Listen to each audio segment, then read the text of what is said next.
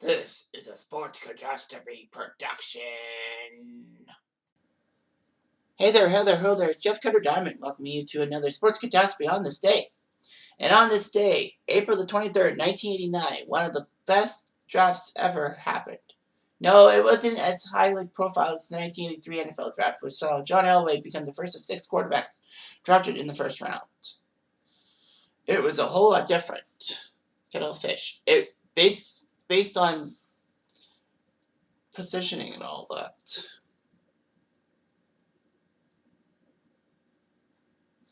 So it was huge and all that.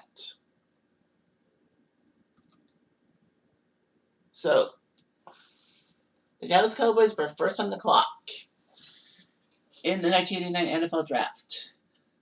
They were trying to think what would be the best position to help them out with. And with the fact that the Cowboys were just coming off the firing of Tom Landry and the adding of Jimmy Johnson as head coach because Jerry Jones, the new owner, wanted to take over for things. But Dallas needed somebody, and they decided to go with quarterback Troy Aikman from UCLA. Aikman, surprisingly, people don't know this, but I do. Aikman started his career with Oklahoma and then transferred after a year to UCLA, I guess because he wanted to be the top dog, if you will, or top Bruin, if you will. So Troy Aikman would go first overall to Dallas, and Dallas needed a quarterback. I mean, I can't remember the Dallas quarterbacks from in the late 80s. I know Danny White was quarterback for a while, but then, UCLA decided to say, you know what, this guy Troy Aikman's good. And Dallas would not fret and all that. Although, the problem was that the Dallas Cowboys did take Steve Walsh in the supplemental draft, which meant that Dallas would have to sacrifice their first round pick in 1990.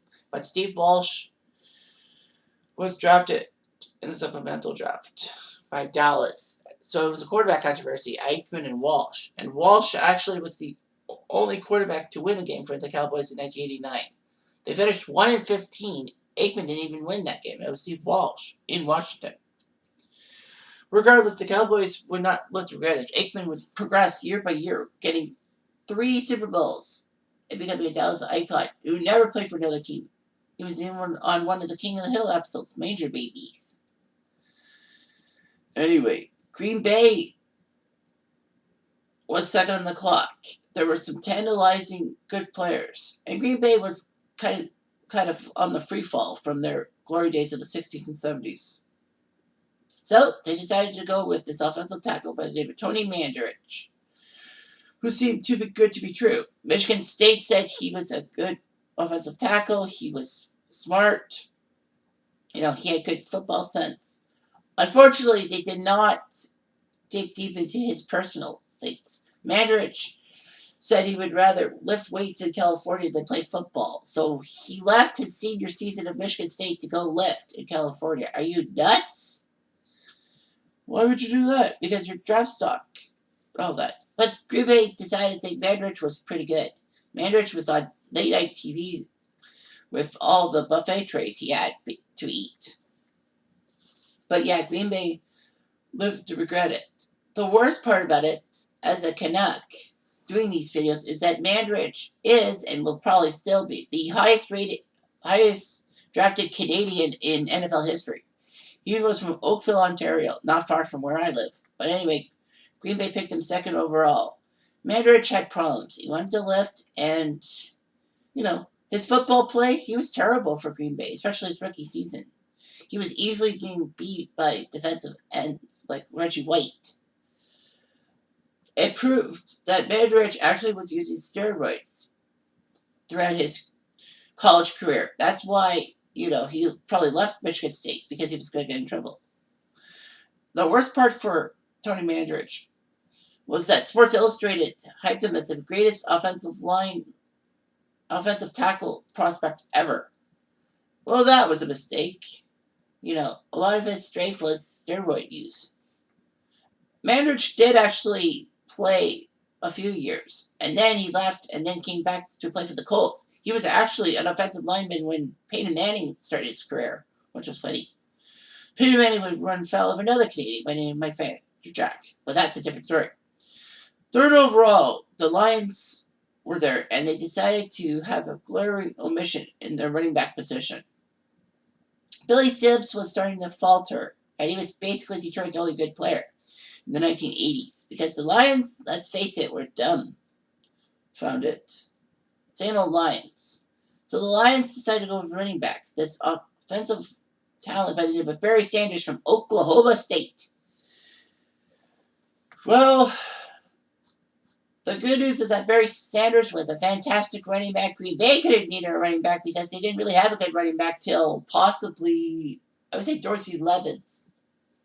And all that. That shows you how bad Green Bay's running attack had been. Win or lose. But anyway, man, Green Bay, you made a dumb move. Anyway, Barry Sanders was a good running back for the Lions. Scored some great seasons, including a 2,000-yard season in '97. But the bad news is, just like Billy Sibbs, he was Detroit's only good player at times. They didn't really have a good quarterback. Rodney Peete was a big bust. Eric Kramer was a bust. Charlie Batch was kind of a bust. Barry Sanders couldn't play for Detroit anymore because Detroit didn't have the talent. Herman Moore was okay. Anyway, so Barry Sanders from Oklahoma State was picked, and he didn't make Detroit lose the pick. Kansas City was next on the clock, and they took Derek Thomas, linebacker from Alabama. And Green Bay may have needed a linebacker. So what a mistake. Derek Thomas became a good linebacker. Like he would be Alabama, but in the AFC in the 1990s, he was just a great defensive player. He was feared. He even had 7 sacks in one game, which still is the NFL record to this day. He did that in 1990 against Seattle. Sadly, though, Seattle did score a last-second Hail Mary from Dave Craig to Paul Scanzi in the end zone. I think it was Paul Scanzi. I'm thinking Brian Blades, but no. But anyway, yeah. Kansas City had Derek Thomas. He was lean and mean. He was good. Unfortunately, though, in 2000, he got into a car accident in which he wasn't wearing a seatbelt, and then he was paralyzed, and then he died from complications. What a waste. What a way to end your life. Regardless, Derek Thomas is still a great player. And then Atlanta went 5th and took cornerback, defensive player, Deion Sanders from Florida State. Sanders was a return specialist. He liked to return the ball. He liked to pick up the ball. He liked to be cocky and all that. Florida State was trying to be just like Miami and cocky and all that in the 1980s. So Deion Sanders was great. Atlanta said, why not? We'll take him. And he was a prominent person for Atlanta in the days that they actually played their home games at Fulton County Stadium before the Georgia Dome. And then Sanders spent 1 year, was it 1 year with San Francisco? Yeah, I think so. And then he went to Dallas and became a superstar there. So Deion Sanders was brash and all that. Atlanta needed someone brash. And it worked. Well, they had Andre Rison, but Deion Sanders was, in a sense, a great returns specialist. And Atlanta needed someone like that. So Green Bay passed on Barry Sanders, Derek Thomas, and Deion Sanders. 3 Hall of Famers. Well, they couldn't pass on Troy Aikman because Aikman was drafted before Mandarich. But, man, Green Bay just lived to regret it. I mean, Green Bay would not get back to prominence until the mid-90s when a guy named Brett Favre, who the Packers did not draft, that's a common misconception, because Atlanta drafted him. He didn't do so well. Then they traded him to Green Bay for a first-round pick. Green Bay was willing to give up a first-round pick for this guy.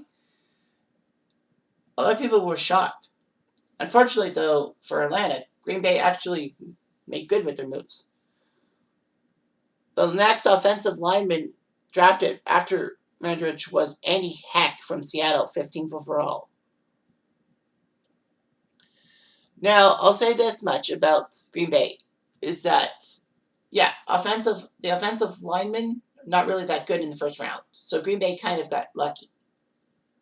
Okay, but other players of note drafted. The Bears had back-to-back picks 11 and 12. So they took Donald Wolford, a quarterback from Clemson, and Trace Armstrong, defensive end from Florida. Cleveland took Eric Metcalf, who, like Deion Sanders, was a return ace. And Metcalf would give Cleveland some power. Denver went 20th and took strong safety from Arkansas, Steve Atwater.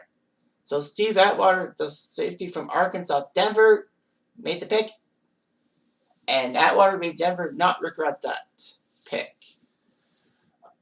And, Atwater was the first safety to be drafted.